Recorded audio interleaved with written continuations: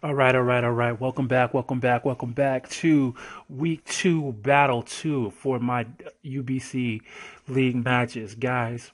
But first thing first, I want to let you guys know, thank you for coming out. Thank you for watching. It is greatly appreciated. Your support means the world to me. Now, guys, with this battle, we started, we stopped. We started, we stopped because the first time he went in, he had Mega Alakazam. The second time we went in, my Charizard only had 3 moves. And we were like into the fight, like they were like good fights. This is the final result, so it is what it is. You guys will see the results of it, but I also am gonna, I also tested this team to see if it was just me, and literally it was just me, but you know, everybody has a fight where, you know, things don't go their way, and this one started to go my way, and then it didn't. So we're going to look at that right now. So here we go.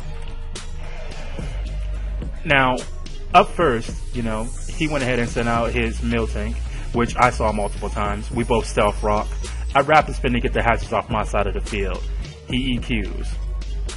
Now, being the fact that we've done that multiple times, I already knew it wasn't going to kill. And I knew he was going to Stealth Rock me again. So I went into Zardex. And I decide, you know what, I can go ahead and I can live through anything he does. But the hacks were on his side. I kid you not. Like, not only did he get a Paralyze off, and the Paralyze went through, so Zardex did nothing for me. I sent Escadrille back out, Mold Breaker, and we go ahead, we Rapid Spin again to get their hazards off my field. At this point, he knew pretty much the same as I did that an Earthquake would kill, but there was no point in putting up more hazards. So he switches into Togekiss. It loses some life. I use Crush Claw. Normal Gen activates. Unburden activates, making my Sceptile the fastest Pokemon on the field. Until that T-Wave hits. So the T-Wave hits, he gets that, and this is basically where things went. The Para hacks were real. Very, very real. Very real. Now, as you can see, he's going to do that. I got basically my Ice Beam off, but it did nothing because it's specially defensive. So I knew I had to figure something out to get around this. But I figured, you know what, maybe I just could use another Ice Beam. Didn't work. Didn't work at all. He Air Slashes, gets Quagsire out of there. So Quack, who I thought was going to clean up, did not. Now this is the point where I realized it was pretty much Para hacks are real. I've always been told that on Showdown, if the hacks go and they get a Pokemon with a combo like that, you're pretty much done. And even at this turn in the typing in the chat box, I pretty much knew it was over, and I let him know it was over. So pretty much we decided we're gonna go down swinging. So the Air Slash happens, and as you guys see, I was flinching, and the flinches were real every single turn. Now the T-Bolt was doing damage, but not enough for me to do anything. So I'm deciding I'm going to keep using T-Bolt.